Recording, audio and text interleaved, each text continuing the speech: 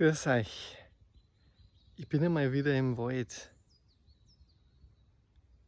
Runterkommen vom Alltag. Das Wenigere mehr sein lassen. Die klaren Kanten klar, aber auch die Rundungen sein lassen. Sich zurückhalten in Mäßigung, ohne sich etwas zu nehmen.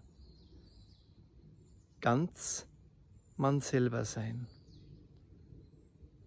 Und trotzdem auf Halbmast segeln. Reduziertes Leben genießen. Mit dem Nötigsten zufrieden sein. Zeit nicht mehr messen und Verzicht als Genuss empfinden. Das Laufende laufen lassen.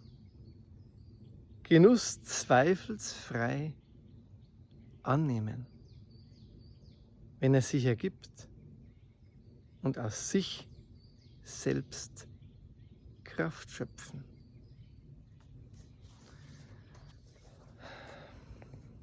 Kopflose Welt 3 sind spirituelle, meditative, nachdenkliche, auch politische und lustige Gedichte drin. Und ich freue mich, wenn ihr auf wolfgang-hofer.de mal vorbeischaut und euch das Buch vielleicht bestellt oder in der Buchhandlung. Ist das schön im Wald. Reduziert. Pfiat euch.